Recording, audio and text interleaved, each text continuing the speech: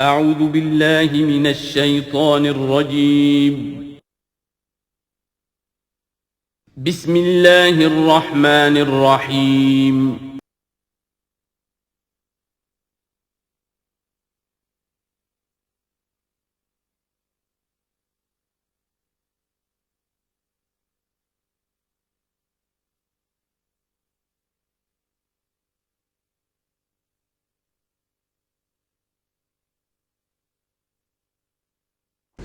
اعوذ باللہ من الشیطان الرجیم بسم اللہ الرحمن الرحیم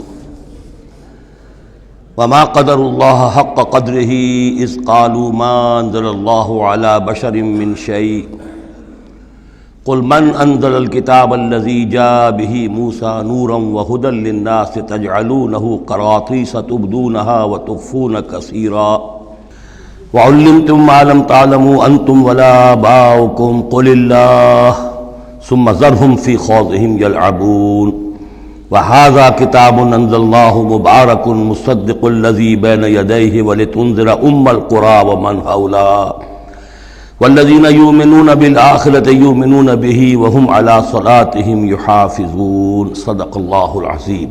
اب اس سورہ مبارکہ میں اس رد و قدح کا ذکر ہو رہا ہے کہ جو یہودیوں کے سکھلانے پڑھانے سے مکے کے کچھ لوگ حضور سے کر رہے تھے۔ اب تک جو گفتگو ہوئی ہے وہ خالص ان کی طرف سے تھی اور انہی کے ساتھ سارا مکالمہ تھا اور محاجہ تھا، لیکن جیسا کہ میں عرض کر چکا ہوں یہ صورتیں جو ہیں سورہ انعام اور سورہ اعراف یہ مکی دور کے آخری زمانے کی ہیں، اور ظاہر ہے کہ اس وقت تک چرچا پہنچ چکا تھا مدینہ منورہ میں بھی حضور کی رسالت اور نبوت کے دعوے کا، اور کان کھڑے ہو چکے تھے اہل کتاب کے یہود کے، تو وہیں سے بیٹھے ہوئے انہوں نے ریشہ دوانیاں کرنی شروع کر دی تھی۔ اور جیسے کہ ہم پڑھ چکے ہیں کہ جب زدہ میں کوئی آ جائے تو وہ یہاں تک کہہ بیٹھتے تھے کہ ان مسلمانوں سے تو یہ مشرک بہتر ہیں جو بتوں کو پوجتے ہیں وغیرہ وغیرہ۔ اسی طرح کی ایک بات وہ ہے جو یہاں کہی جا رہی ہے، وما قدر اللہ حق قدرہ، اور انہوں نے ہرگز قدر نہ کی اللہ کی جیسا کہ قدر کرنی چاہیے تھی۔ اس قالو، جبکہ انہوں نے کہا ما انزل اللہ علی بشر من شیء، جبکہ انہوں نے کہا کہ نہیں اتاری ہے اللہ نے کسی بھی انسان پر کوئی بھی چیز، کیٹیگوریکل ڈینائل۔ چونکہ یہ لوگ جو تھے مکے والے یہ کتابوں سے واقف نہیں تھے، تو یہود نے سب سے پہلے جو ان سے کہا وہ یہ ہے کہ یہ سب خیال ہے، وہم ہے، اللہ نے کبھی کوئی چیز اتاری ہی نہیں کسی پر۔ اب چونکہ یہ سوال آیا تھا ان کی طرف سے، لہذا جواب میں مشرکین مکہ سے خطاب نہیں کیا ہے، بلکہ براہ راست جن کی طرف سے یہ بات آئی تھی ان سے خطاب ہے۔ قل من انزل الکتاب الذی جاء به موسیٰ، ان سے پوچھئے کہ پھر کس نے اتاری تھی وہ کتاب جو موسیٰ لے کر آئے تھے؟ کیا وہ من گڑھت تھی موسیٰ کی؟ اپنے ہاتھ سے لکھی ہوئی تھی؟ اگر اللہ نے کبھی کچھ نہیں اتارا تو من انزل الکتاب الذی جاء به موسیٰ نورا وہدی للناس، کہ جو نور بھی تھی اس کے اندر نور بھی تھا، وہ خود روشن تھی اور لوگوں کے لیے رہنمائی تھی۔ تجعلونہ قراطیسا، تم نے اسے ورق ورق کر دیا ہے، ٹکڑوں میں بانٹ دیا ہے، حصوں میں تقسیم کر دیا ہے۔ تبدونہا وتخفون کثیرا، کچھ کو ظاہر بھی کرتے ہو لیکن اکثر کو چھپا کر رکھتے ہو۔ یہودیوں نے کتاب کو جس طرح چھپایا ہے اور اپنے من مانی فتویٰ فروشی کے لیے تو انہوں نے یہ شکل اختیار کی تھی کہ عام لوگوں کے ہاتھ میں یہ کتاب نہیں آنی چاہیے، بڑی محفوظ رہنی چاہیے وہ، اور یہ کہ عام لوگوں کی دسترس میں نہ ہو۔ وَعُلِّمْتُمْ مَا لَمْ تَعْلَمُوا أَنْتُمْ وَلَا آبَاؤُكُمْ، اور تمہیں سکھائی گئی تھی وہ سب باتیں جو نہ تم جانتے تھے تمہارے آباء و اجداد جانتے تھے۔ قُلِ اللَّهُ، کہیے یہ سب اللہ نے نازل کیا، تورات بھی اللہ نے نازل فرمائی تھی، انجیل بھی اللہ نے نازل فرمائی تھی، اب یہ قرآن بھی اللہ نے نازل فرمایا ہے۔ ثُمَّ ذَرْهُمْ فِي خَوْضِهِمْ يَلْعَبُونَ، پھر یہ بات کہنے کے بعد اے نبی صلی اللہ علیہ وسلم ان کو چھوڑ دیجئے اور ان سے کنارہ کشی کر لیجئے، وہ اپنی باتوں میں خرافات کے اندر کھیلتے رہیں۔ وَهَذَا كِتَابٌ أَنزَلْنَاهُ مُبَارَكٌ، اور اب یہ کتاب ہے جسے ہم نے نازل کیا ہے بڑی بابرکت ہے، مصدق الذی بین یدیہ، جو تصدیق کرتے ہوئے آئی ہے اس کی جو اس کے سامنے موجود ہے۔ وَلِتُنذِرَ القرى ومن حولها، تاکہ اے نبی صلی اللہ علیہ وسلم آپ خبردار کر دیں القرى اور اس کے آس پاس کے لوگوں کو۔ قرا قریے کی جمع ہے، قرا بستیوں کی ماں، بستیوں کی جڑ، بستیوں کی بنیاد۔ ہر ملک کے اندر ایک شہر ایسا ہوتا ہے کہ جو گویا کہ اس کے لیے مرکز کی حیثیت رکھتا ہے، دارالخلافہ کہیں، دارالحکومت کہیں۔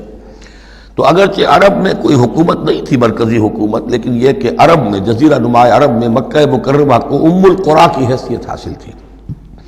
یہی ایک شہر ایسا تھا کہ جہاں ایک تو یہ کہ کعبہ تھا، تمام قبیلے جو ہیں وہ یہاں حج کے لیے آتے تھے، ان کا مذہبی مرکز تھا۔ پھر یہ کہ جو قریش کو خاص طور پر ایسٹ ویسٹ ٹریڈ کے اندر جو خاص مونوپلی حاصل ہو گئی تھی، اور وہ بھی اسی کعبے کی برکت کی وجہ سے، اس کی وجہ سے پیسے کی ریل پیل بھی تھی، قافلے آتے تھے جاتے تھے، یہیں سے ہو کر جو یمن سے قافلے چلتے تھے مکے سے ہو کر شام کو جاتے تھے، شام سے آتے تھے مکے سے ہو کر پھر یمن کو جاتے تھے۔ یہ ام القریٰ ہے۔ تو اے نبی، ہم نے آپ کے پاس اب یہ کتاب نازل کی ہے جو مبارک ہے، تاکہ آپ ام القریٰ میں جو رہنے والے انہیں خبردار کریں، اور من حولہا، اور جو ان کے ارد گرد ہیں۔ اب یہ من حولہا کا معاملہ یہ ہے کہ اس کا تو دائرہ بڑھتا چلا جائے گا، اس لیے کہ ایک ماحول امیجیٹ ہے، ایک ذرا اور فاصلے پر ہے، ایک اور فاصلے پر ہے۔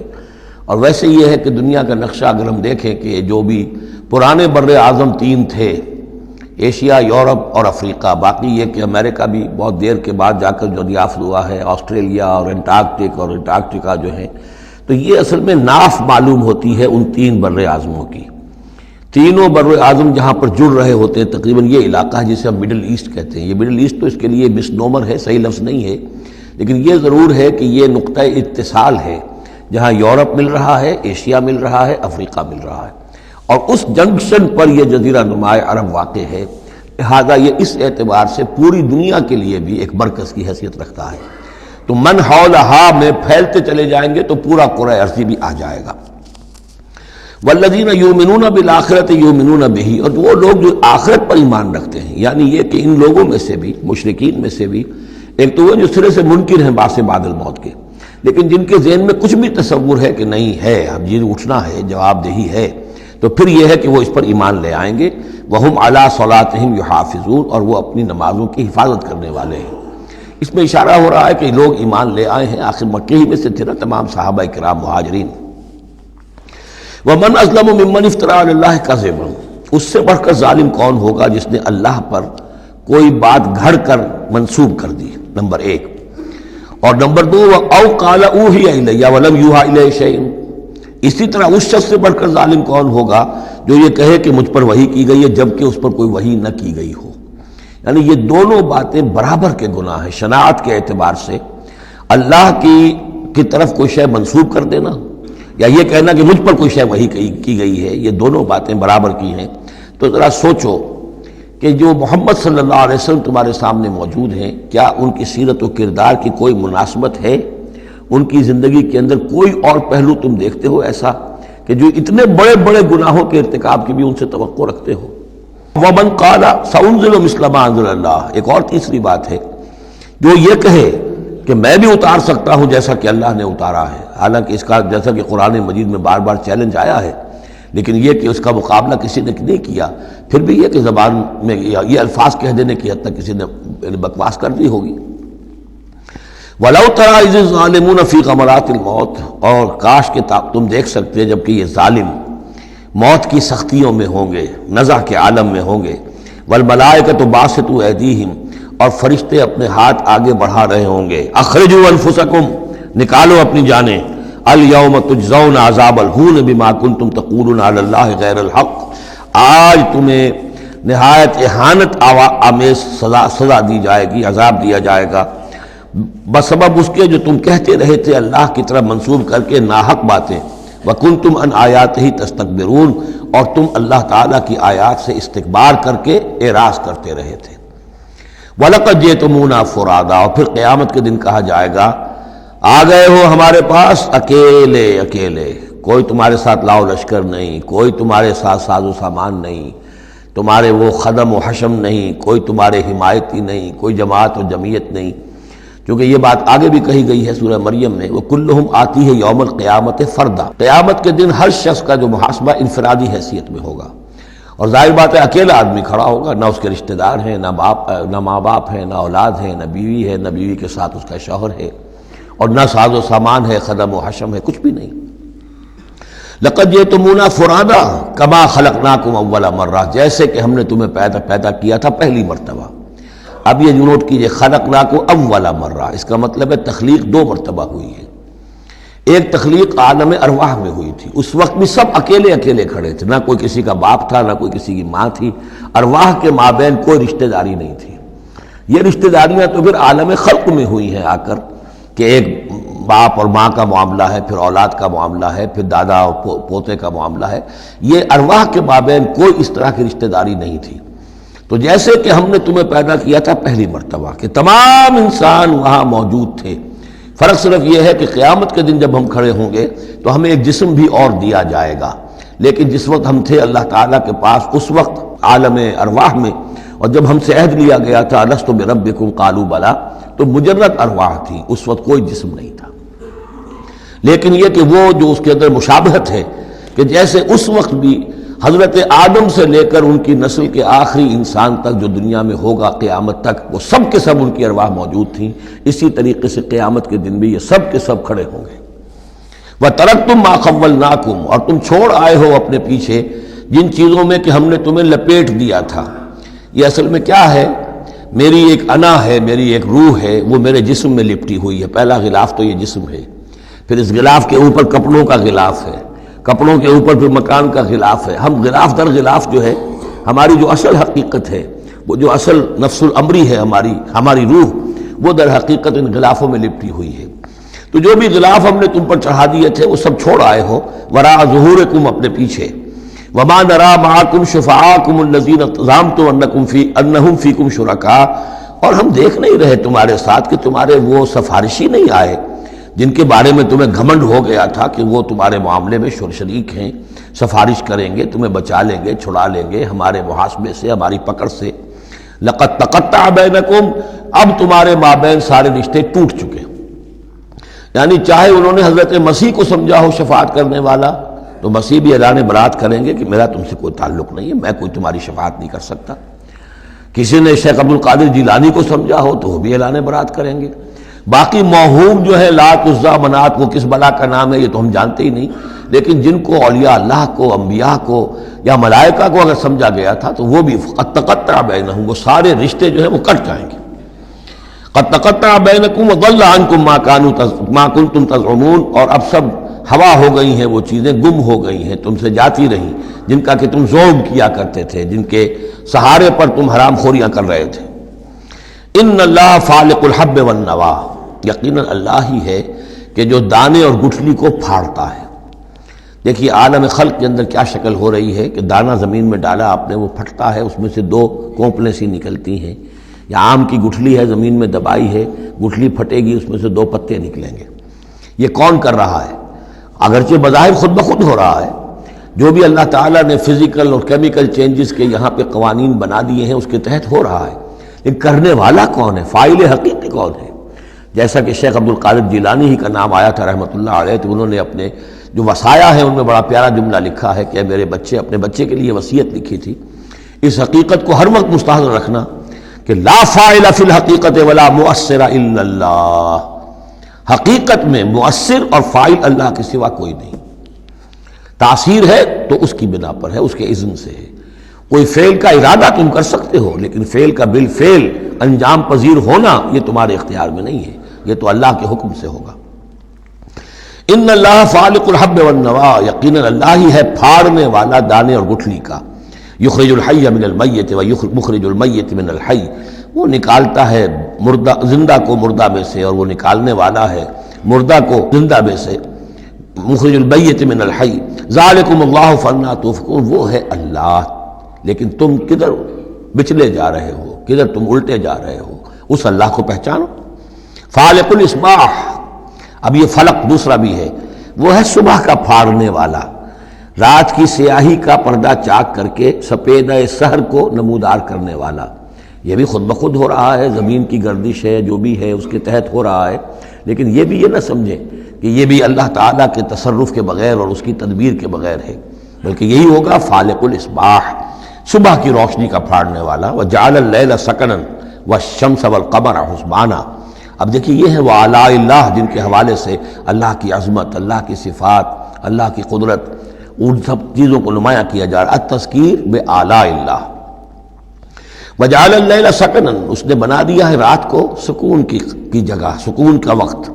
والشمس والقمر حسبانا، اور سورج اور چاند کو اس نے بنا دیا حساب کے لیے، وہ حساب کا ایک نظام ہے جس کے تحت چل رہے ہیں، اسی سے دن وجود میں آ رہے ہیں، رات وجود میں آ رہی ہے، اسی سے مہینے وجود میں آ رہے ہیں۔ ذالک تقدیر العزیز العلیم، یہ اندازہ ہے مقرر کیا ہوا اس ہستی کا جو العزیز ہے اور العلیم ہے، زبردست ہے اور سب کچھ جاننے والی ہے۔ وَهُوَ الَّذِي جَعَلَ لَكُمُ النُّجُومَ لِتَهْتَدُوا بِهَا فِي ظُلُمَاتِ الْبَرِّ وَالْبَحْرِ، اور وہی ہے کہ جس نے ستاروں کو بنا دیا ہے تمہارے لیے کہ ان سے تم راستہ پاؤ۔ اندھیری راتوں کے اندر قافلے چلتے تھے تو ستاروں سے وہ سمت معین کر کے چلتے تھے، اسی طریقے سے جہاز رانی ہوتی تھی سمندر میں تو آپ کو معلوم ہے ستاروں ہی سے وہ اپنا رخ معین کرتے تھے۔ لِتَهْتَدُوا بِهَا فِي ظُلُمَاتِ الْبَرِّ وَالْبَحْرِ، خشکی اور سمندر کی تاریکیوں میں تم ان ستاروں سے راستہ پاتے ہو۔ قد فصلنا الآیات لقوم یعلمون، ہم نے تو اپنی آیات کو واضح کر دیا، اس کی تفصیل بیان کر دی، کھول کھول کر بیان کیا ان لوگوں کے لیے جو علم رکھتے ہیں یا جو علم حاصل کرنا چاہیں۔ وَهُوَ الَّذِي أَنشَأَكُم مِّن نَّفْسٍ وَاحِدَةٍ، اور وہی ہے کہ جس نے تمہیں اٹھایا ایک جان سے۔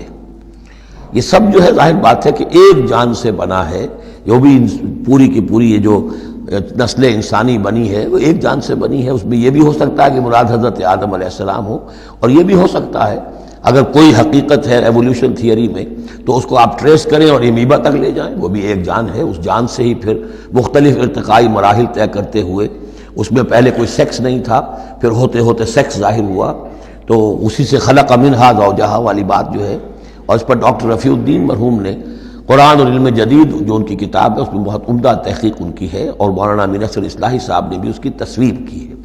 تو جن لوگوں کو دلچسپی ہو اس کتاب کا مطالعہ کریں کہ یہ ایک جان سے پیدا کرنے کا مطلب کیا ہے۔ فَمُسْتَقَرٌّ وَمُسْتَوْدَعٌ، اس نے بنایا تمہیں ایک جان سے، لیکن پھر یہ کہ تمہارے لیے ایک تو مستقل ٹھکانہ ہے اور ایک ہے کچھ دیر کے لیے امانت کے طور پر رکھے جانے کی جگہ۔ اب یہ مستقر کیا ہے، مستودع کیا ہے، اس میں تین قول ہیں مفسرین کے۔ پہلا قول تو یہ ہے کہ مستقر تو ہے دنیا جہاں ہم آئے ہیں، لیکن مستودع کیا تھا، تھوڑی دیر کے لیے جو میں رہا ہوں اپنی والدہ محترمہ کے بطن میں رہا ہوں تو وہ رحم مادر جو ہے وہ مستودع تھا، کچھ دیر کے لیے وہاں امانتاً انسان رہتا ہے اور پھر وہ دنیا میں آتا ہے، وہ مستقر ہے۔ دوسری رائے یہ ہے کہ مستقر تو آخرت ہے اور قبر ہے مستودع، قبر میں رکھا جاتا ہے انسان کو، اور یہ گویا کہ عالم برزخ جو ہے یہ عارضی ودیت کرنے کی جگہ ہے، عارضی طور پر امانتاً رکھنے کی جگہ ہے، پھر جانا ہے۔ مستقر جو ہے وہ آخرت ہے۔ تیسری رائے یہ ہے کہ مستقر آخرت ہے اور مستودع دنیا ہے، دنیا میں جو وقت ہم گزار رہے ہیں یہ آخرت کے مقابلے میں بہت ہی عارضی ہے۔ اس حوالے سے اسے بھی کہا جا سکتا ہے کہ یہ بہت ہی عارضی سی امانت کی جگہ ہے۔ قد فصلنا الآیات لقوم یفقہون، ہم نے تو اپنی آیات کو واضح کر دیا ہے اور تفصیل بیان کر دی ہے ان لوگوں کے لیے جو تفقہ سے کام لیں، غور کریں، سوچیں، سمجھیں۔ وَهُوَ الَّذِي أَنزَلَ مِنَ السَّمَاءِ مَاءً، اور وہی ہے کہ جس نے اتارا ہے آسمان سے یا بلندی سے پانی۔ فَأَخْرَجْنَا بِهِ نَبَاتَ كُلِّ شَيْءٍ، پھر ہم نے نکال دیا اس کے ذریعے سے ہر شے کی نباتات، اگنے والی ہر شے جو ہے نباتات زمین سے نکالی۔ فَأَخْرَجْنَا مِنْهُ، تو ہم نے اس کے ذریعے نکالے اس میں سے خضراً، سرسبز کھیتی، نخرج منہ حبا متراکبا، جس میں سے ہم نکالتے ہیں کہ جو دانے ہیں ایک دوسرے کے اوپر چڑھے ہوئے ہیں۔ اب سٹا ہے تو چاہے وہ کوئی کسی بھی یعنی اس کا ہے اناج کا، اب کس طریقے سے کہ دانے کے اوپر دانہ چڑھا ہوا ہوتا ہے، حبا متراکبا، یہ دانے ایک دوسرے کے اوپر چڑھے ہوئے ہوتے ہیں۔ وَمِنَ النَّخْلِ مِنْ طَلْعِهَا قِنْوَانٌ دَانِيَةٌ، اور کھجور کے گابھے میں سے گوشے ہوتے ہیں کہ جو لٹکتے ہوئے ہوتے ہیں۔ وَجَنَّاتٍ مِّنْ أَعْنَابٍ، اور باغات ہم نے بنا دیے ہیں جو کہ کھجور انگوروں کے ہیں۔ وَالزَّيْتُونَ، اور زیتون، وَالرُّمَّانَ، اور انار، مُشْتَبِهًا وَغَيْرَ مُتَشَابِهٍ، ایسے بھی جو ایک دوسرے سے ملتے جلتے ہیں رنگ میں، روپ میں، شکل میں، اور ایسے بھی ہیں کہ جن میں کچھ فرق ہے۔ انظروا إِلَىٰ ثَمَرِهِ إِذَا أَثْمَرَ، ذرا غور سے دیکھا کرو اس کے ثمر کو جب کہ وہ پکتا ہے، کیسا تدریجاً اس کے اندر، ابھی بڑا کچا پھل ہے، پھر اس کے اندر وہ پکنے کا عمل کس طرح تدریجاً ہو رہا ہے۔ انظروا الی ثمرہ، ان ثمرات کو دیکھا کرو، اذا اسمرا جب کہ وہ پکتے ہیں، پھل لاتے ہیں، وینعہ اور اس کے پکنے کو بھی دیکھو، اذا اینعا یہ گویا کہ یہاں محذوف ہوگا، وینعہ اذا اینعا، انظروا الی ثمرہ اذا اسمرا دیکھو اس کے پھل لانے کو جب کہ وہ پھل لائے، وینعہ اذا اینعا اور اس کے پکنے کو دیکھو کس طرح تدریجاً وہ پکتا ہے۔ ان فی ذالکم لآیات لقوم یؤمنون، یقیناً اس میں ہیں نشانیاں ان لوگوں کے لیے جو ایمان لانا چاہیں یا جو ایمان رکھتے ہوں۔ جن کے پاس تھوڑا ایمان ہے ان آیات پر غور کریں گے، ایمان بڑھ جائے گا، ایمان میں اضافہ ہوگا، زادتہم ایمانا، اور جن کے دلوں میں طلب ہدایت ہے انہیں انہی نشانیوں سے ایمان کی دولت نصیب ہو جائے گی۔ وجعلوا للہ شرکاء الجن، اور انہوں نے اللہ کے شریک بنا دیا جنات کو، وخلقہم وخرقوا لہ بنینا، حالانکہ اللہ نے ان کو بھی پیدا کیا ہے، جیسے انسانوں کو پیدا کیا جنات کو پیدا کیا۔ فرق صرف یہ ہے کہ جنات کو آگ سے پیدا کیا، اور جنات جو ہیں اپنی طبعی طور پر اس کائنات میں بہت دور تک ان کی رسائی ہے۔ ہم جہاں بڑے بڑے راکٹ جو ہیں بلینز اور بلینز آف ڈالرز کے لیے ایک بناتے ہیں، اور پھر اس کی ایک جو ہم گاڑی بنائی ہے اور وہ جاتی ہے اور دوڑتی ہے اور آتی ہے، شٹل ہے، اور اس پر کتنا پیسہ خرچ ہوتا ہے، یہ تمام جو ہے جنات کے لیے یہ سارا علاقہ ان کی آمد و رفت کے لیے وہ اپنی طبعی صلاحیت کے بنا پر جاتے آتے رہتے ہیں، جس میں کہ ہمیں جانے کے لیے یہ ساری کچھ ایجادات جو ہیں وہ کرنی پڑی ہیں۔ لیکن یہ کہ بہرحال وہ بھی ہیں تو مخلوق، جیسے کہ فرشتے ان سے بھی آگے کی شے، لیکن ہیں وہ بھی مخلوق، فرشتے بھی مخلوق ہیں، جنات بھی مخلوق ہیں، انسان بھی مخلوق ہیں۔ وجعلوا للہ شرکاء الجن، انہوں نے شریک بنا لیا جنات کو اللہ کے ساتھ، وخلقہم اس نے ان کو پیدا کیا ہے، وخرقوا لہ بنین وبنات، اور اس کے لیے انہوں نے گھر لیے ہیں بیٹے اور بیٹیاں۔ حضرت عیسیٰ کو بیٹا بنا دیا گیا، حضرت عزیر کو بیٹا بنا دیا گیا، اور اللہ تعالیٰ کی فرشتوں کو کہہ دیا گیا وہ بیٹیاں ہیں، بغیر علم، بغیر اس کے کہ کوئی علمی سند ہو، کوئی بنیاد ہو، کوئی دلیل ہو۔ سبحانہ و تعالی عما یصفون، وہ پاک ہے اور بہت بلند و بالا ہے ان تمام چیزوں سے جو یہ بیان کر رہے ہیں۔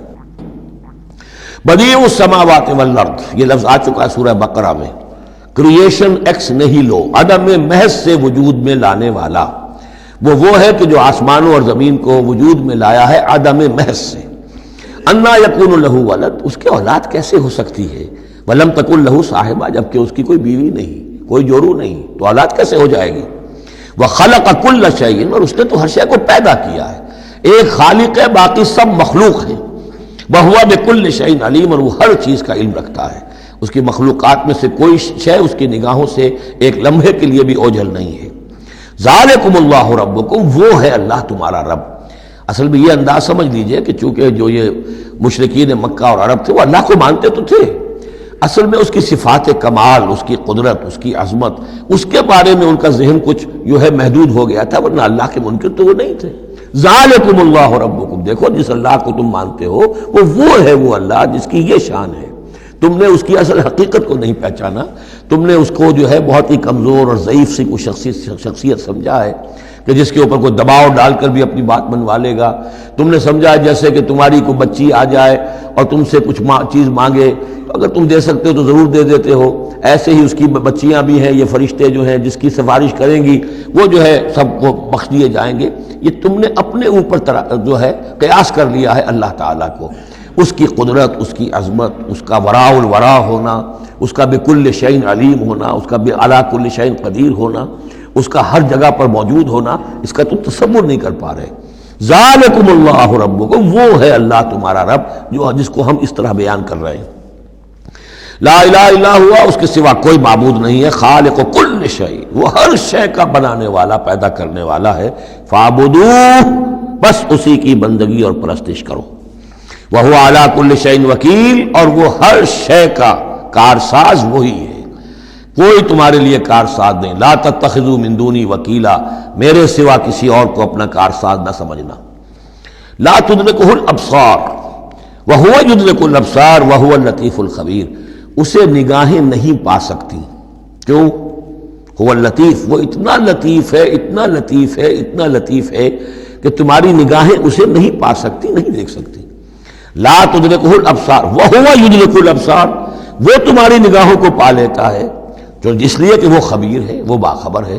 تو لطیف اور خبیر کے جو دو یہاں اسماء آئے ہیں وہ در حقیقت اس نوعیت سے کہ وہ تو اتنی لطیف ہستی ہے چنانچہ شب معراج میں بھی آیا حضور نے اللہ کو دیکھا یا نہیں دیکھا، اس میں کچھ اختلاف ہے۔ حضرت علی کی رائے یہ ہے کہ دیکھا، حضور نے اللہ کو دیکھا، لیکن حضرت عمر اور حضرت عائشہ رضی اللہ تعالی عنہ ان کی رائے یہ ہے کہ نہیں، اور حضرت عائشہ کا قول یہ ہے نور انا یرا، تو نور ہے، اسے دیکھا کیسے جائے گا؟ تو وہ اتنی لطیف ہستی ہے کہ اس کا دیکھنا ہماری نگاہوں سے ہم نہیں دیکھ سکتے، دل کی آنکھ سے دیکھ سکتے ہیں، دل کی آنکھ سے محمد رسول اللہ دنیا میں بیٹھ کر بھی دیکھ سکتے تھے، لیکن ان آنکھوں سے دیکھنا ممکن نہیں ہے۔ جیسے کہ حضرت موسیٰ نے جب استدعا کی تھی رب ارنی انظر الیک، تو صاف کہہ دیا کہ لن ترانی، تم مجھے نہیں دیکھ سکتے۔ لا تدرکہ الابصار، اسے نگاہیں نہیں پا سکتی، ادراک نہیں کر سکتی اس کا تمہاری نگاہیں، وہو یدرک الابصار، وہ تمہاری نگاہوں کو پا لیتا ہے، وہ دیکھ رہا ہے تمہیں، ہر چیز تمہاری جو ہے وہ اس کے سامنے آیا ہے، وہو اللطیف الخبیر۔ قد جاءکم بصائر من ربکم، دیکھو تمہارے پاس آ چکی ہیں بصیرت افروز باتیں تمہارے رب کی طرف سے، فمن ابصر فلنفسہ، تو جو کوئی دیکھے گا، آنکھیں کھولے گا، حقائق کا مواجہہ کرے گا، حقیقت کو تسلیم کرے گا، تو وہ اپنے بھلے کے لیے، فلنفسہ، ومن عمی فعلیہا، اور جو کوئی اندھا بن جائے گا، آنکھیں بند کر لے گا، حقیقت کو نہیں دیکھنا چاہے گا کسی تعصب کی وجہ سے، ہردرمی کی وجہ سے، ضد کی وجہ سے، تو اس کا سارا وبال اس پر آئے گا۔ وما انا علیکم بحفیظ، اور بہرحال میں تمہارا کوئی نگران نہیں ہوں، میں تمہارے اوپر کوئی ٹھیکیدار نہیں ہوں، میں تمہاری طرف سے جواب دہ نہیں ہوں۔ وَكَذَلِكَ نُصَرِّفُ الْآيَاتِ، اور اسی طرح ہم اپنی آیات کو گردش میں لاتے ہیں، وَلِيَقُولُوا دَرَسْتَ، تاکہ یہ پکار اٹھے کہ اے نبی صلی اللہ علیہ وسلم آپ نے سمجھانے کا حق ادا کر دیا۔ درستہ اصل میں عربی زبان میں آتا درس یدرسو، لکھنا مٹانا، لکھنا مٹانا۔ جیسے بچے شروع میں جب کوئی تعلیم حاصل کرتے ہیں تو تختی ہے، تختی لکھی پھر دھو دی، پھر لکھی پھر دھو دی۔ اب تو خیر تختی وقتی شاید آج لوگوں کے ذہنوں سے نکل گئی ہوں گی باتیں، آج کا بچہ کیا سمجھے گا تختی کس بلا کا نام ہے؟ یا سلیٹ ہوتی تھی، اب اس میں کچھ کیا پھر دھو دیا، پھر کچھ لکھا پھر صاف کر دیا۔ تو یہ ہے کہ کسی کو پڑھانے کے لیے تدریجاً بار بار درستہ، اے نبی آپ نے خوب بار بار ہر طرح سے، ہر اعتبار سے، ایک پھول کا مضمون ہے تو 100 رنگ سے باندھوں، آپ نے بات سمجھا دی۔ وَلِنُبَيِّنَهُ لِقَوْمٍ يَعْلَمُونَ، تاکہ واضح کر دیں ہم اس کو ہر طرح سے ان لوگوں کے لیے جو علم حاصل کرنا چاہیں یا جو علم رکھتے ہیں۔ اتَّبِعْ مَا أُوحِیَ إِلَیْکَ مِن رَبِّکَ، اب دیکھیے یہاں پر میں نے آپ سے کہا تھا کہ بار بار حضور سے خطاب آئے گا، لیکن یہ خطاب صرف حضور سے نہیں ہوتا، یہ حضور کی وساطت سے امت کے لیے بھی، اہل ایمان کے لیے بھی۔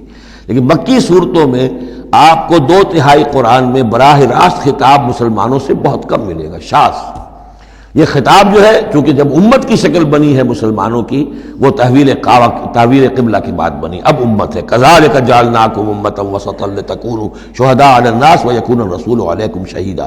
پھر خطاب، پھر تو ایک سورہ حجرات جو ہے 18 آیتیں 5 دفعہ یا ایھا الذین آمنوا یا ایھا الذین آمنوا یا ایھا الذین آمنوا یا ایھا الذین آمنوا، لیکن یہ کہ آپ کو اتنی لمبی لمبی صورتوں میں یا ایھا الذین آمنوا ملے گا ہی نہیں۔ اہل ایمان سے بھی جو کہا جا رہا ہے وہ حضور سے واحد کے صیغے میں، اتبع ما اوحی الیک من ربک، پیروی کرو اس کی جو وحی کیا جا رہا ہے آپ کی طرف، آپ کے رب کی طرف سے۔ اور یہ صرف حضور کو نہیں، سب کے لیے۔ لا الہ الا ہوا، اس کے سوا کوئی معبود نہیں۔ وَأَعْرِضْ عَنِ الْمُشْرِكِينَ، اور ان مشرکوں سے ذرا کنارہ کشی کیجئے، ذرا اپنا چہرہ ان کی طرف سے آپ پھیر لیجئے، زیادہ ان کے حال پر توجہ نہ دیجئے۔ وَلَوْ شَاءَ اللَّهُ مَا أَشْرَكُوا، اگر اللہ چاہتا تو یہ شرک نہ کرتے، اگر اللہ کو جبر ہی اختیار کرنا ہوتا اپنا اور بالجبر ان کو ایمان پر لانا ہوتا تو سب کو ایمان پر لے آتا۔ وَمَا جَعَلْنَاكَ عَلَيْهِمْ حَفِيظًا، اور دیکھیے اے نبی ہم نے آپ کو ان پر داروغہ، نگران، ذمہ دار، ٹھیکیدار نہیں بنایا ہے۔ آپ کا کام ہے حق کو واضح کر دینا۔ انذر بہ، ذکر بہ، بشر بہ، اس قرآن کے ذریعے بشارت دیتے رہیے، قرآن کے ذریعے خبردار کرتے رہیے، قرآن کے ذریعے تذکیر کرتے رہیے، آپ کا کام یہ ہے۔ فذکر انما انت مذکر لست علیہم بمسیطر، یاد دہانی کرائیے، اس لیے کہ آپ یاد دہانی کرانے والے ہیں، آپ ان کے اوپر داروغہ نہیں ہیں۔ وما انت علیہم بوکیل ولا تسبوا الذین یدعون من دون اللہ فیسبوا اللہ عدوا بغیر علم۔ اب یہاں مسلمانوں سے خطاب ہے، لیکن دیکھیے یا ایھا الذین آمنوا نہیں ہے، یہ خاص ہے قرآن کے اسلوب کو سمجھنے کے لیے۔ اور مت گالیاں دو ان کو، برا بھلا کہو ان کو جن کو یہ پکارتے ہیں اللہ کے سوا، یعنی کوئی جوشیلا نوجوان مسلمانوں میں سے اور وہ گالیاں دینی شروع کر دے لات اور عزا اور منات کو، کیا ہے یہ، کچھ نہیں ہے، ان کی کوئی حیثیت نہیں ہے، تو یہ ساری چیزیں ٹھیک نہیں ہے۔ ان کے وہ محترم انہوں نے جو بھی گھڑے ہوئے ہیں ان کے ذہنوں میں ان کی عظمت ہے، ان کی عقیدت ہے، خام خواہ وہ جوش میں آ کے غصے میں آ کے اب اللہ کو گالیاں دینے لگیں گے۔ تو اس سے یہ کہ خام خواہ اس طرح کا اشتعال آمیز انداز اختیار نہ کرو۔ وَلَا تَسُبُّوا الَّذِينَ يَدْعُونَ مِن دُونِ اللَّهِ، مت گالیاں دو یا برا بھلا کہو انہیں جنہیں یہ پکارتے ہیں اللہ کے سوا، فَيَسُبُّوا اللَّهَ عَدْوًا بِغَيْرِ علم، تو اللہ کو گالیاں دینے لگ جائیں گے زیادتی کے اندر آ کر، زدم زدہ میں آ کر، بغیر علم کے۔ كَذَلِكَ زَيَّنَّا لِكُلِّ أُمَّةٍ عَمَلَهُمْ، اسی طرح ہم نے ہر قوم کے لیے اس کے عمل کو مزین کر دیا ہے، وہ اسی میں خوش ہے، مگن ہے۔ ہمارے آباء و اجداد کی مورتیاں ہیں، یہ دیویاں ہیں، دیوتا ہیں، اس میں مگن ہیں، ان کے احساسات ہیں، ان کے جذبات ہیں۔ سمجھاؤ ضرور، انذار کرو، تبشیر کرو، تذکیر کرو، تبلیغ کرو، نصیحت کرو، سب کچھ کرو، لیکن یہ ہے کہ ان کے ساتھ گالم گلوچ نہیں اور ان کے معبودوں کو برا بھلا کہنا نہیں۔ ثم الی ربہم مرجعہم، پھر ان کے رب ہی کی طرف ان سب کو لوٹنا ہے، فینبئہم بما کانوا یعملون، وہ ان کو جتلا دے گا جو کچھ کہ وہ کرتے رہے تھے۔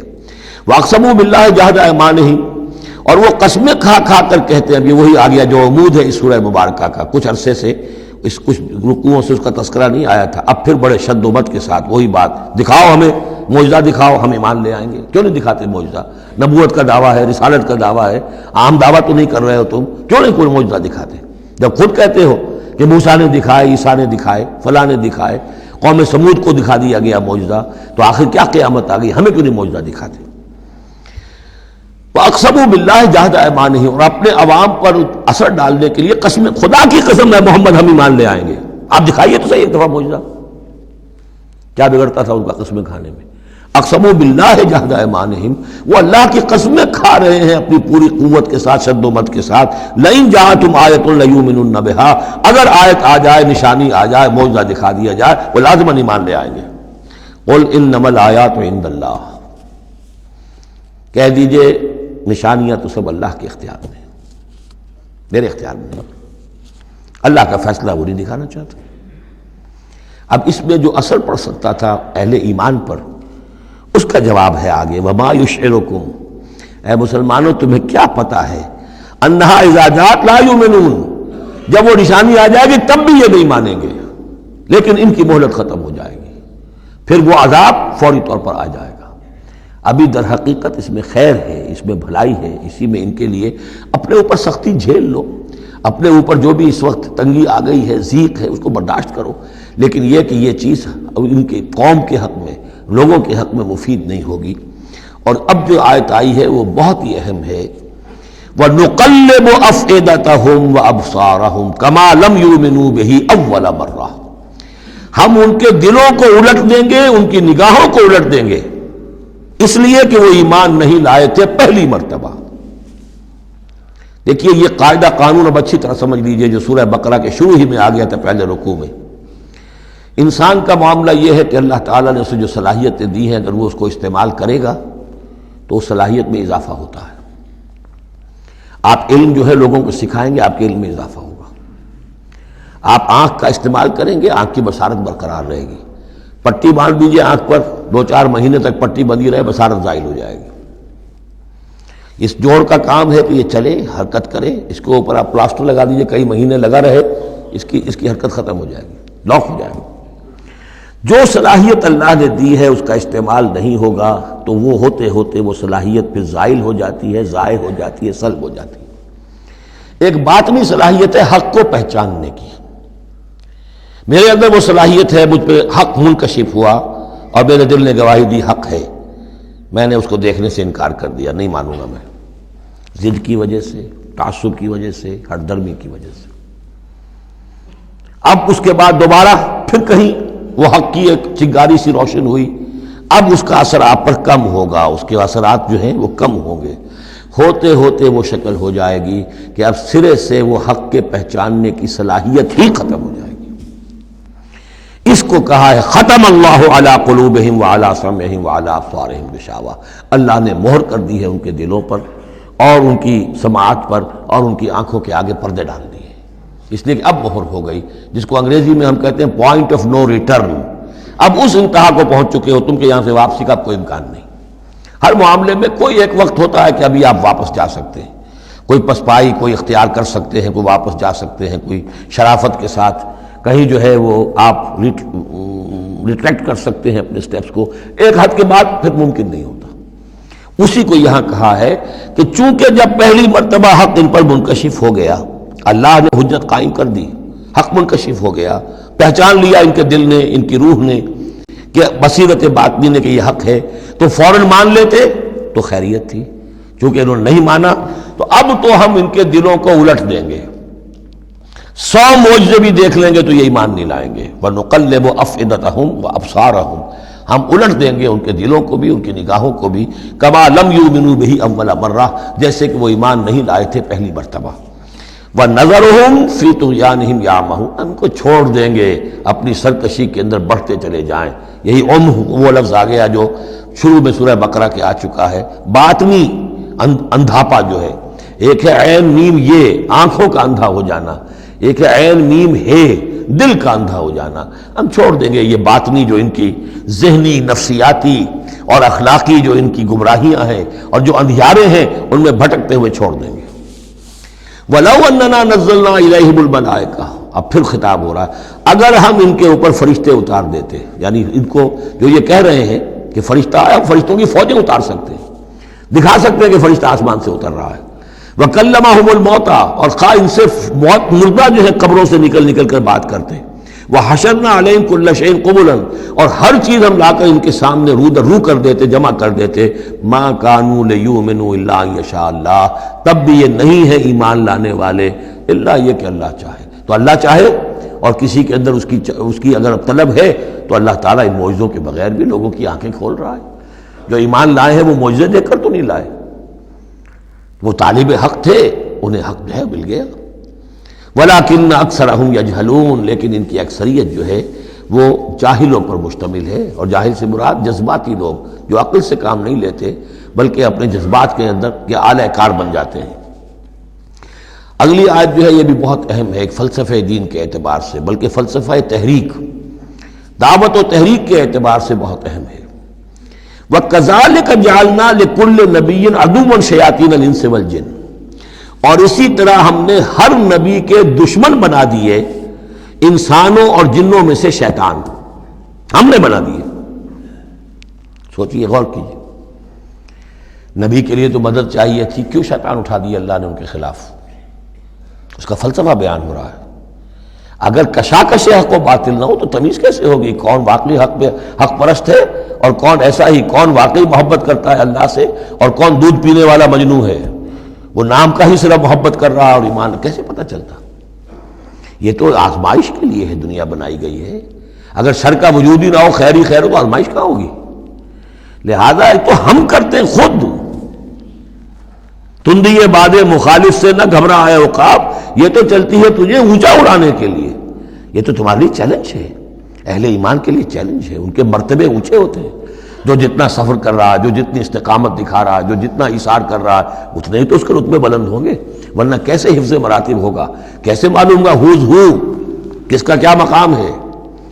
وَكَذَلِكَ جَعَلْنَا لِكُلِّ نَبِيٍّ، ہم نے خود اٹھائے، ہم نے بنائے ہر نبی کے لیے دشمن شیاطین الانس والجن، شیاطین جن و انس، یوحی بعضهم الی بعض زخرف القول غرورا، وہ ایک دوسرے کو اشاروں کنایوں میں وحی سے وہ ایسی باتیں، ملمہ کی ہوئی باتیں، فریب والی باتیں جو ہے وہ کرتے رہتے ہیں، ایک دوسرے کو گمراہ اور کرنے کے لیے، ایک دوسرے کے لیے اور سپورٹ کرنے کے لیے۔ وہ جو جن ہے شیطان، وہ آ کر اس انسان شیطان کے کان میں پھونک مارتا ہے، ابھی ذرا تم اور صبر کرو، ابھی اور دیکھو کہیں تم پھسل نہ جانا، دیکھنا کہیں تم حق کو قبول نہ کر لینا۔ تو یہ ان کا آپس میں جو ہے گٹھ جوڑ، اس لیے کہ ہم نے خود ان کو یہ چھوٹ دی ہے۔ وَكَذَلِكَ جَعَلْنَا لِكُلِّ نَبِيٍّ عَدُوًّا شَيَاطِينَ الْإِنسِ وَالْجِنِّ يُوحِي بَعْضُهُمْ إِلَىٰ بَعْضٍ زُخْرُفَ الْقَوْلِ غُرُورًا وَلَوْ شَاءَ رَبُّكَ مَا فَعَلُوهُ، اور اگر آپ کا رب چاہتا تو وہ یہ نہ کر سکتے۔ ظاہر بات ہے کہ کائنات میں کوئی پتا بھی اللہ کے اذن کے بغیر ہل نہیں سکتا۔ ابو جہل کی کیا مجال تھی کہ حضرت سمیہ کو شہید کر دیتا؟ ہے کون وہ؟ لیکن یہ تو اللہ کی طرف سے اجازت ہے، اس کا ہاتھ شل ہو جاتا، وہ ہاتھ جو اٹھا ہے برچا لے کر ان کی شرمگاہ میں مارنے کے لیے، تو کیا وہ ہاتھ وہیں کا وہیں شل نہ ہو جاتا اللہ کے حکم سے؟ لیکن نہیں، اذن رب ہے، ٹھیک ہے، ہماری اس بندی کو آزما لو جتنا آزمانا ہے، لیکن جتنا تم آزما رہے ہو تمہیں کیا اندازہ ہوگا اس کے رتبے جو ہے ہمارے ہاں کتنے بلند سے بلند تر ہوتے چلے جا رہے ہیں، تم کیا جانو؟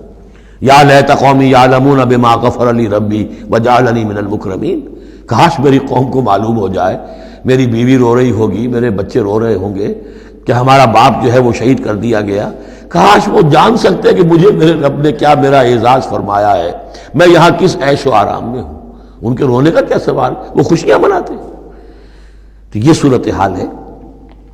وَلَوْ شَاءَ رَبُّكَ مَا فَعَلُوهُ فَذَرْهُمْ وَمَا يَفْتَرُونَ، تو چھوڑیے آپ ان کو، جو یہ افتراء کر رہے ہیں کرنے دیجئے، یہ ہماری سنت ہے، ہمارا طریقہ ہے، ہمارا فلسفہ یہی ہے۔ وَلِتَصْغَىٰ إِلَيْهِ أَفْئِدَةُ الَّذِينَ لَا يُؤْمِنُونَ بِالْآخِرَةِ وَلِيَرْضَوْهُ وَلِيَقْتَرِفُوا مَا هُمْ مُقْتَرِفُونَ، تاکہ مائل ہو جائیں ان کی طرف ان لوگوں کے دل جو آخرت پر ایمان نہیں رکھتے۔ یہاں دیکھیے اصل میں کیا بات ہے کہ جیسے الیکٹروسس ہوتا ہے، پانی کو الیکٹرولسس جب ہوتا ہے، ایک پازیٹیو ایک نیگیٹو، اب وہ جو آئنز ہیں وہ ادھر ادھر ہو جائیں گے۔ تو اللہ تعالیٰ نے حق و باطل کی کشاکش رکھی ہے، اس کشاکش کا نتیجہ کیا ہے؟ آئونائزیشن ہو جائے گی، حق اور باطل کا جو ہے، حق والے ادھر کو جمع ہو جائیں گے، باطل والے ادھر جمع ہو جائیں گے۔ اور اس کے لیے جو ہے یہ اس معاشرے کے اندر، انسانی معاشرے کے اندر یہ تقسیم، یہ تمییز، جیسے کہ ہم سورہ آل عمران میں پڑھ چکے ہیں، حتی یمیز الخبیث من الطیب، یہ خبیث اور طیب جو ہیں گڈمڈ ہوئے ہیں، یہ آزمائشیں آتی ہیں، تکلیفیں آتی ہیں، امتحانات آتے ہیں، تو خبیث علیحدہ اور طیب علیحدہ، منافق علیحدہ، صاحب ایمان علیحدہ۔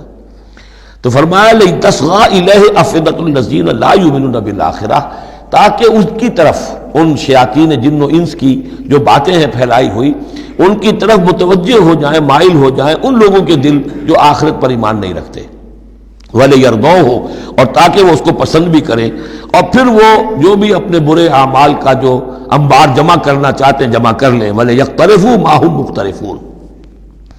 أَفَغَيْرَ اللَّهِ أَبْتَغِي حَكَمًا، پھر وہی سوال، اسی طرح میں نے کہا تھا سرچنگ کویسچن، کیا تم چاہتے ہو میں اللہ کے سوا کسی کو حکم بناؤں اپنا؟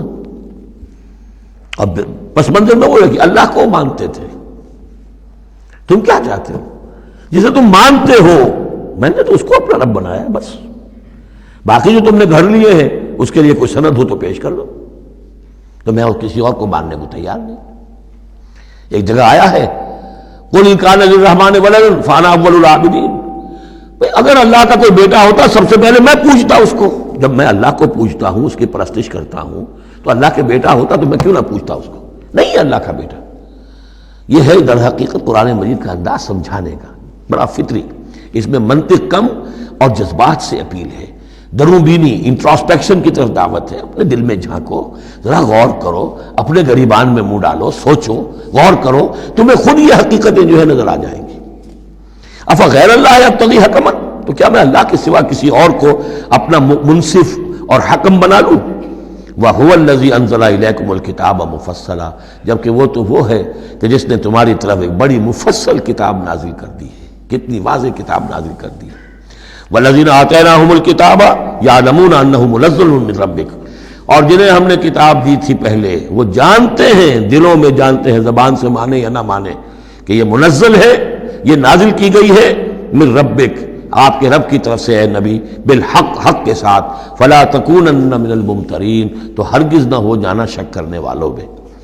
وتمت کلمۃ ربک صدقا وعدلا، اور آپ کے رب کی بات تو سچائی اور عدل پر مبنی ہونے کے اعتبار سے درجہ تمام و کمال کو پہنچ چکی ہے۔ تمت کلمۃ ربک، تیرے رب کی بات پوری ہو چکی، مکمل ہو چکی۔ الیوم اکملت لکم دینکم واتممت علیکم نعمتی وتمت کلمۃ ربک صدقا وعدلا، اس کی ہر بات صداقت پر اور ہر بات اس کی عدل پر مبنی ہے، اور اس اعتبار سے وہ نقطہ کمال کو پہنچ چکی ہے۔ لا مبدل لکلماتہ، اس کی باتوں کا کوئی بدلنے والا نہیں۔ وہو السمیع العلیم، وہ سب کچھ سننے والا اور جاننے والا ہے۔ وَإِن تُطِعْ أَكْثَرَ مَنْ فِي الْأَرْضِ يُضِلُّوكَ عَنْ سَبِيلِ اللَّهِ، اور اگر تم پیروی کرو گے زمین میں بسنے والوں کی اکثریت کی تو وہ تو تمہیں اللہ کے راستے سے لازماً گمراہ کر دے گی۔ یہ بڑی اہم آیت ہے قرآن مجید کی جدید جمہوری نظام کی نفی کے لیے۔ جمہوریت ایک طرز حکومت ہے کہ جس میں بندوں کو گنا کرتے ہیں، تولا نہیں کرتے۔ قرآن کہہ رہا ہے زمین کی اکثریت جو ہے، اگر تو فیصلہ کن یہی بات ہے اکثریت کدھر اقلیت کدھر، تو اکثریت تو دنیا میں ہمیشہ باطل پرستوں کی رہی ہے۔ دور صحابہ میں صحابہ کتنے تھے؟ پوری دنیا کی آبادی کے حساب سے گنتی کیجئے، لاکھ میں ایک نہیں بنے گا۔ اس حوالے سے غور کریں۔ ان تطع اکثر من فی الارض یضلوک عن سبیل اللہ۔ اصل بات کیا ہے؟ ہاں ایک جگہ اکثریت آ سکتی ہے، موٹی موٹی باتیں جو دین کی ہیں وہ تو اس بنیاد پر مانی جائیں گی کہ اللہ اور اس کے رسول نے یہ فرمایا ہے، یہ لینڈ مارکس ہیں۔ اس کے اندر اندر مباحات کے درمیان فیصلہ اکثریت کی بنیاد پر کر لیا جائے۔ شراب حرام ہے وہ تو سرو نہیں کی جا سکتی۔ آپ کے ہاں کوئی دعوت ہونی ہے، کوئی تقریب ہے، اب اس میں سوچ رہے ہیں کہ کیا سرو کیا جائے، بھائی شراب تو حرام ہے، اللہ اور اس کے رسول کا حکم ہے، وہ تو سرو نہیں ہو سکتی۔ اب یہ کہ شربت جو ہے روح افزا سرو کیا جائے یا 7 اپ یا اسپرائٹ سرو کیا جائے، یہ مباحات میں سے یا اکثریت کا فیصلہ کر لیجئے، کوئی بات نہیں، جو اکثریت کی رائے ہو۔ لیکن ایبسولوٹ اتھارٹی اکثریت کے پاس، ساورنٹی اکثریت کے پاس، انا للہ و انا الیہ راجعون۔ وَإِن تُطِعْ أَكْثَرَ مَن فِي الْأَرْضِ يُضِلُّوكَ عَن سَبِيلِ اللَّهِ۔ ساورنٹی اللہ کے پاس رہے گی، اس کا حکم اپنی جگہ پر، باقی مباحات کے دائرے میں آپ اکثریت کی رائے پر بھی چل سکتے ہیں۔ إِن يَتَّبِعُونَ إِلَّا الظَّنَّ، یہ نہیں پیروی کر رہے مگر صرف ظن و تخمین کی، اٹکل پچوں کی۔ وَإِنْهُمْ إِلَّا يَخْرُصُونَ، اور یہ نہیں کچھ کر رہے سوائے اس کے کہ کچھ اندازے انہوں نے مقرر کیے ہیں۔ ان ربک هو اعلم من يضل عن سبیلہ، آپ کا رب خوب واقف ہے ان سے کہ جو اس کے راستے سے بھٹک چکے ہیں۔ وهو اعلم بالمہتدین، اور وہ خوب واقف ہے ان سے بھی جو ہدایت کی راہ پر ہیں۔ فَكُلُوا مِمَّا ذُكِرَ اسْمُ اللَّهِ عَلَيْهِ إِن كُنتُم بِآيَاتِهِ مُؤْمِنُونَ، تو کھاؤ ان چیزوں میں سے جن پر اللہ کا نام لیا گیا ہے اگر تم اس کی آیات پر ایمان رکھتے ہو۔ یہ پھر وہی جو عرب کے اندر مشرکوں میں جو جاہلی تصورات تھے، توہمات تھے، تو ان کو پھر رد کرنے کے لیے، بلکہ پھر نہیں کہنا چاہیے، یہ تو مکی صورتیں ہیں، یہ کام تو ہو چکا تھا، باقی یہ کہ وہ تو جو بھی آخری پھر ٹچز تھے وہ سورہ مائدہ وغیرہ میں دیے گئے ہیں۔ وَمَا لَكُمْ أَلَّا تَأْكُلُوا مِمَّا ذُكِرَ اسْمُ اللَّهِ عَلَيْهِ، یہ تم نے جو بنا لی ہیں چیزیں، اب ان کے اوپر چاہے وہ حام اور صائبہ اور یہ وسیلہ اور یہ وہ کوئی شے اللہ نے مقرر نہیں کی ہے، ان کو ذبح کرو، حلال جانور ہے، اونٹ ہے، کچھ اور ہے، اس کو حلال کر سکتے ہو، اللہ کا نام لو اور کھاؤ۔ وَمَا لَكُمْ أَلَّا تَأْكُلُوا مِمَّا ذُكِرَ اسْمُ اللَّهِ عَلَيْهِ وَقَدْ فَصَّلَ لَكُمْ مَا حَرَّمَ عَلَيْكُمْ، جبکہ اللہ تعالیٰ تفصیل بیان کر چکا ہے تمہارے لیے وہ ان چیزوں کی جو حرام کی گئی ہیں۔ یہ سورۃ النحل کے اندر بھی یہ مضمون چونکہ آیا تھا، وہ آگے چل کر پڑھیں گے 14ویں پارے میں، لہذا وہ صورت اس سے پہلے نازل ہوئی ہے، لہذا فرمایا جا رہا کہ وہ تمہارے اوپر اس کی تفصیل پہلے ہی بیان کی جا چکی ہے۔ إِلَّا مَا اضْطُرِرْتُمْ إِلَيْهِ، اس میں بھی تمہارے لیے گنجائش ہے کہ اگر اضطرار ہے، جان پر بنی ہوئی ہے، بھوک سے جان نکل رہی ہے، تو ان حرام چیزوں میں سے بھی کچھ کھا کر جان بچائی جا سکتی ہے۔ وَإِنَّ كَثِيرًا لَيُضِلُّونَ بِأَهْوَائِهِمْ بِغَيْرِ علم، اور اکثر لوگ جو ہیں وہ بغیر کسی تحقیق کے، بغیر علم کے، اپنی خواہشات کی بنا پر لوگوں کو گمراہ کرتے پھرتے ہیں۔ ان ربک هو اعلم بالمعتدین، اور یقیناً تیرا رب خوب جانتا ہے ان حد سے تجاوز کرنے والوں کو۔ وَذَرُوا ظَاهِرَ الْإِثْمِ وَبَاطِنَهُ، اور چھوڑ دو، تعلق منقطع کر لو ہر طرح کے گناہ سے، چاہے وہ کھلا ہو یا چھپا ہو۔ ان الذین یکسبون الاسم، یقیناً جو لوگ گناہ کماتے ہیں، سیجزون بما کانوا یقترفون، تو انہیں یقیناً بدلہ ملے گا اس کا جو وہ جمع کر رہے ہیں، جو کھتے بھر رہے ہیں برائیوں کے اور برے اعمال کے، ان کا پورا بدلہ ملے گا۔ ولا تاکلوا مما لم یذکر اسم اللہ علیہ، اور مت کھاؤ اس میں سے جس پر اللہ کا نام نہ لیا گیا ہو۔ یہ اصل میں ایک خاص چیز ہے جو آگے آئے گی آیت نمبر 138 میں، کہ ان کے اسی قسم کے توہمات میں سے بعض جانوروں پر وہ کہتے تھے اللہ کا نام لینا ہی نہیں ہے، اس کا خاص طور پر تذکرہ ہے، یہ عام نہیں ہے یہ آیت۔ ولا تاکلوا مما لم یذکر اسم اللہ علیہ، مت کھاؤ اس میں سے کہ جس پر اللہ کا نام نہیں لیا جاتا۔ وَإِنَّهُ لَفِسْقٌ، یقیناً وہ جو ہے وہ تو گناہ ہے اس کا کھانا۔ وَإِنَّ الشَّيَاطِينَ لَيُوحُونَ إِلَىٰ أَوْلِيَائِهِمْ لِيُجَادِلُوكُمْ، اور یہ شیاطین جو ہیں یہ اپنے دوستوں اور اپنے ساتھیوں کو وحی کرتے رہتے ہیں، پٹی پڑھاتے رہتے ہیں، وسوسہ اندازی کرتے رہتے ہیں تاکہ وہ تم سے جھگڑا کریں۔ وَإِنْ أَطَعْتُمُوهُمْ إِنَّكُمْ لَمُشْرِكُونَ، اگر تم ان کا کہنا مانو گے تو تم بھی مشرک ہو جاؤ گے۔ اب ایک بڑی پیاری بات وہ کہتے تھے، آپ کو بھی اچھی لگے گی، دیکھو جو اللہ نے مارا ہے خود مر گیا، وہ تو تم نے حرام کر دیا، جو خود مارتے ہو وہ حلال ہو گیا۔ بات اچھی لگے گی نا؟ جیسے انما البیع مثل الربا، بیع بھی تو ربا کی طرح ہے، اس میں بھی نفع ہوتا ہے، اس میں بھی نفع ہوتا ہے۔ تو یہ جو اشکالات ہوتے ہیں بظاہر جو ہیں بڑے دل نشین، تو اسی طریقے سے یہ کہ اللہ کا مارا ہوا ہے، یہ اللہ نے مارا، یہ مر گیا اپنی موت، اس اللہ نے مارا، یہ تو حرام ہے، اور تم جسے مارو جسے ذبح کرو وہ حلال ہے۔ اب یہ بات جو ہے، لیکن یہ کہ تم یہ مجادلہ کریں گے تم سے، یہ دلیل بازی کریں گے، یہ تمہارے سامنے جو ہے اس طرح کی حرکتیں کریں گے، لیکن تم چھوڑو انہیں، دفع کرو۔ اب امن کا تھا میتن فاحییناہ ہو، تو بنا جو کوئی تھا مردہ اور ہم نے اسے زندہ کر دیا۔ اس سے مراد ہے حیات معنوی اور موت معنوی۔ ایک شخص جو اللہ سے واقف نہیں ہے، صرف دنیا کا بندہ بنا ہوا ہے، تو وہ در حقیقت ایک انسانیت اس کی مردہ ہے، وہ حیوان کی حیثیت سے جو زندہ ہے، بحیثیت انسان وہ مردہ ہے۔ پھر اللہ نے اسے ہدایت دی، اس کو ایمان کی نعمت، اب وہ زندہ ہوا۔ اب امن کانا میتن فاحییناہ وجعلنا لہ نورا، اور پھر ہم اس کو نور بنا دے دیتے ہیں۔ اب وہ اللہ کی کتاب اس کے سامنے ہے، یمشی بہ فی الناس، اب اس کو لے کر وہ چل رہا ہے لوگوں کے مابین۔ کمن مثلہ فی الظلمات، کیا وہ شخص ان کی طرح ہو جائے گا کہ جو اندھیروں میں بھٹک رہا ہو، لیس بخارج منہا، اور اس سے وہ نکلنے والا ہے ہی نہیں۔ کذالک زین للکافرین ما کانوا یعملون، اس طرح مزین کر دیا گیا، کھبا دیا گیا ان کافروں کے لیے جو کچھ کہ یہ کر رہے ہیں، یعنی اس میں ہی مگن ہے وہ۔ لیکن ایک وہ شخص تھا جس کو پہلے ہوش نہیں تھا، توجہ نہیں تھی، حضرت عمر ہے رضی اللہ تعالی عنہ، 6 سال لگ گئے۔ حضرت حمزہ ہے 6 سال لگ گئے، 6 سال میں ایمان لا رہے ہیں۔ لیکن پھر یہ ہے کہ اللہ نے ہدایت دے دی، اس کے بعد یہ ہے کہ وہ نور قرآن مجید بھی موجود ہے، اب چل رہے ہیں، آگے بڑھ رہے ہیں، سر فروشیاں کر رہے ہیں۔ اب ایک وہ ہے جو بھٹکتے ہی رہے ساری عمر اور اسی اندھیاروں کے اندر ہی جانے دے گئے۔ وَكَذَلِكَ جَعَلْنَا فِي كُلِّ قَرْيَةٍ أَكَابِرَ مُجْرِمِيهَا، اسی طرح ہم نے ہر بستی میں بڑے بڑے مجرم کھڑے کیے، لِيَمْكُرُوا فِيهَا، تاکہ وہ اس میں خوب چالیں چلیں۔ وہی بات، شیاطین الانس والجن کو ہم نے اٹھایا، اسی طرح ہر بستی کے اندر جو سردار اور بڑے وہاں کے چودھری ہوتے ہیں، ہم ان کو چھوٹ دیتے ہیں کہ وہ کھڑے ہوں اور روکیں لوگوں کو، اور لوگوں کو ستائیں، اور لوگوں سے امتحان لیں، لوگوں کو آزمائش میں ڈالیں، چالیں چلیں، تاکہ جو صاحب جوہر ہیں ان کے جوہر کھلیں، ان کے اور نکھریں، ان کے اندر کی صلاحیتیں جو ہے وہ اور اجاگر ہوں۔ اکابر مجرمیہا لیمکروا فیہا، تاکہ خوب چالیں چلیں۔ وما یمکرون الا بانفسہم، حالانکہ وہ نہیں مکر کر رہے مگر اپنی جانوں پر، سارا وبال تو اپنے اوپر لے لیں گے بالآخر۔ بظاہر جو کچھ کر رہے ہیں وہ، لیکن یہ کہ اس کا جب نتیجہ ان کے سامنے آئے گا، جو سمیہ اور یاسر کے ساتھ کیا ہے ابو جہل نے رضی اللہ تعالیٰ عنہما، جب وہ حقیقت سامنے آئے گی تب آنکھ کھلے گی۔ جب آنکھ کھلی گل کی تو موسم تھا خزاں کا۔ الا بانفسہم وما یشعرون، لیکن انہیں اس کا شعور نہیں ہے۔ وَإِذَا جَاءَتْهُمْ آیَةٌ قَالُوا لَن نُؤْمِنَ حَتَّىٰ نُؤْتَىٰ مِثْلَ مَا أُوتِیَ رُسُلُ اللَّهِ، اور جب ان کے پاس کوئی نشانی آتی ہے، نشانی سے مراد قرآن کی آیت، قرآن کی دلیل، تشبیہ، تصریف آیات نئے انداز میں، فرمایا جب بھی ان کے پاس آیت آتی قالوا لن نؤمن، وہ کہتے ہیں ہم ہرگز ایمان نہیں لائیں گے، حتیٰ نؤتیٰ مثل ما اوتی رسول اللہ، جب تک کہ ہمیں بھی وہی چیز نہ دی جائے جو اللہ کے دوسرے رسولوں کو دی گئی تھی، ویسے ہی حصی معجزے۔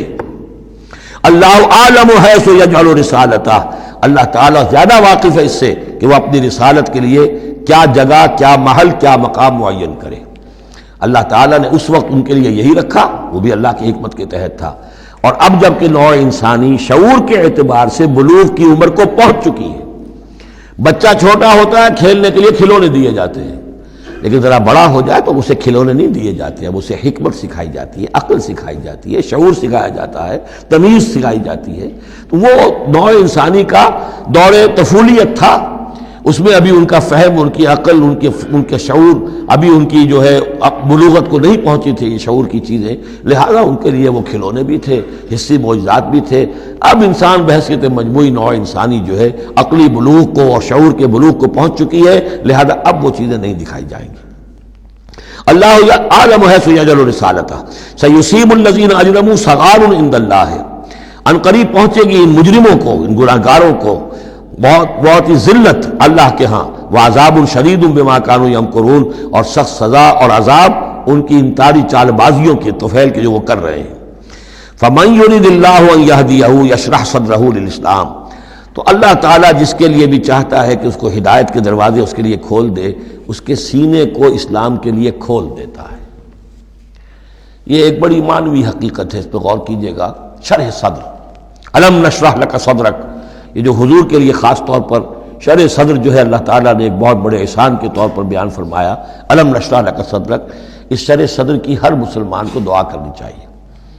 اللہم ربنا نور قلوبنا بالایمان واشرح صدورنا للاسلام، اے اللہ ہمارے دلوں کو تو نور ایمان سے منور فرما دے اور ہمارے سینوں کو اسلام کے لیے کھول دے۔ اس کے معنی کیا ہے؟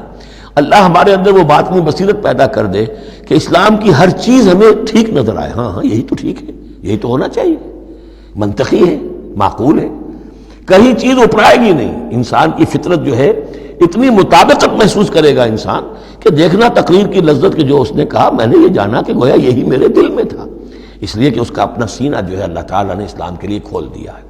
تو یہ شرح صدر جو ہے اللہ تعالیٰ کی طرف سے بہت بڑی نعمت ہوتی ہے۔ فَمَن يُرِدِ اللَّهُ أَن يَهْدِيَهُ، اللہ جس کو ہدایت دینا چاہتا ہے یشرح صدرہ للاسلام، اس کے سینے کو اسلام کے لیے کھول دیتا ہے۔ وَمَن يُرِدْ أَن يُضِلَّهُ، اور جس کے بارے میں وہ طے کر دے کہ اس کو تو اب گمراہی ہی پر رکھنا ہے، یجعل صدرہ ضیقا، اس کے سینے کو تنگ کر دیتا ہے، حرجا، بہت ہی تنگ اندر سے، کانما یصعد فی السماء، ایسے محسوس کرتا ہے جیسے اسے آسمان پر چڑھنا پڑ رہا ہے، جیسے اونچائی پر چڑھتے ہوئے سانس پھول جاتا ہے، آدمی کو معلوم ہوتا ہے کہ میرا شاید دل دھڑک دھڑک کر باہر ہی نکل آئے گا۔ یہ ہے کہ ان کو حق کا قبول کرنا اتنا مشکل ہو جاتا ہے۔ جس شخص کا کے لیے اللہ تعالیٰ کی طرف سے شرح صدر ہے وہ حق کو قبول کرتا ہے، تکلیف بھی آتی ہے تو بڑی آسانی سے جھیل جاتا ہے، اور ایک وہ ہے کہ ذرا سا امتحان آ گیا تو معلوم ہوا کہ بس قیامت ٹوٹ پڑی، اور اب تو ایک قدم اور اٹھانا جو ہے، اور جس کو ہم کہتے ہیں قدم من بھر کے پاؤں جو ہے من بھر کے ہو گئے، بوجھل ہو گیا انسان، وہ بات نہیں۔ فرمایا کذالک یجعل اللہ الرجس علی الذین لا یؤمنون، اور اسی طریقے سے اللہ تعالیٰ عذاب یا گندگی ڈال دیتا ہے ان پر جو ایمان نہیں لاتے۔ وَهَذَا صِرَاطُ رَبِّكَ مُسْتَقِيمًا، اور یہ ہے تیرے رب کا سیدھا سیدھا راستہ۔ قَدْ فَصَّلْنَا الْآيَاتِ لِقَوْمٍ يَذَّكَّرُونَ، ہم نے اپنی آیات خوب تفصیل سے بیان کر دی ہیں ان لوگوں کے لیے جو تذکر اخذ کرنا چاہیں، نصیحت حاصل کرنا چاہیں، ہدایت حاصل کرنا چاہیں۔ لَهُمْ دَارُ السَّلَامِ عِندَ رَبِّهِمْ، ان کے لیے سلامتی والا گھر ہے ان کے رب کے پاس، جنت کے لیے یہ دوسرا لفظ ہے دار السلام۔ وَهُوَ وَلِيُّهُمْ، وہی ان کا مددگار ہے، پشت پناہ ہے، وہی ان کا حمایتی ہے، ان کا دوست ہے۔ بما كانوا يعملون، بسبب ان کے عمل کے، وہ جو عمل کر رہے ہیں انہوں نے اللہ کی دوستی ارن کی ہے، انہوں نے اپنی قربانیوں سے، اپنے ایثار سے، اپنی محنتوں سے جو جد و جہد کی ہے، جو مشقتیں جھیلی ہیں، تو انہوں نے بما كانوا يعملون، اس کی وجہ سے وہ گویا کہ اللہ تعالیٰ کی دوستی کے مستحق ہو گئے ہیں۔ وَهُوَ وَلِيُّهُمْ بِمَا كَانُوا يَعْمَلُونَ وَيَوْمَ يَحْشُرُهُمْ جَمِيعًا، اور جس دن کہ وہ جمع کرے گا ان کو سب کو، یا معاشر الجن، اللہ تعالیٰ فرمائے گا اے جنوں کی جماعت، قد استکثرتم من الانس، واقعتاً تم نے تو انسانوں میں سے بہتوں کو ہتھیا لیا۔ جو کہا تھا اس بڑے جن نے، عزازیل نے، کہ تو دیکھے گا وما تجد اکثرهم شاکرین، کہ ان کی اکثریت شکر کرنے والی نہیں ہو گئی، تو گویا کہ ایک طرح کا شاباش جو ہے اللہ تعالیٰ کی طرف سے ان کو دی جائے گی۔ یا معاشر الجن قد استکثرتم من الانس، تم نے تو بہت سے انسانوں کو ہتھیا لیا۔ وقال اولیاؤہ من الانس، اور جو ان کے ساتھی تھے انسانوں میں سے، ان کی غیرت ذرا جاگے گی کہ اللہ تعالیٰ نے یہ کیا کہہ دیا کہ ان جنات نے ہمیں جو ہے ہتھیا لیا اور شکار کر لیا۔ ربنا، وہ یہ کہیں گے ربنا استمتع بعضنا ببعض، پروردگار ہم میں سے بعض نے بعض سے فائدہ اٹھایا، ہم ان سے کام لیتے رہے، یہ ہم سے کام لیتے رہے، ہم نے ان کو موکل بنایا، ان کے ذریعے سے غیب کی خبریں، کہانت کی دکانیں چمکائیں۔ قال اولیاء من الانس ربنا استمتع بعضنا ببعض وبلغنا اجلنا الذي اجلت لنا، اور اب ہم اپنی اس مدت کو پہنچ چکے جو تو نے ہمارے لیے مقرر کر دی تھی۔ قال النار مسواکم، اللہ فرمائے گا اب آگ ہے تمہارا ٹھکانہ، خالدین فیہا الا ما شاء اللہ، اب تم رہو گے اسی میں ہمیشہ ہمیش سوائے اس کے جو اللہ چاہے۔ ان ربک حکیم علیم، یقیناً تیرا رب حکیم اور علیم ہے۔ وکذالک نولی بعض الظالمین بعضا بما كانوا یکسبون، اور اسی طرح ہم ساتھی بنا دیتے ہیں اور ملا دیتے ہیں بعض ظالموں کو بعض ظالموں کے ساتھ ان کے کرتوتوں کی وجہ سے، ان کی کبائی کی وجہ سے۔ بارک اللہ لی ولکم فی القرآن العظیم ونفعنی وإیاکم بالآیات والذکر الحکیم۔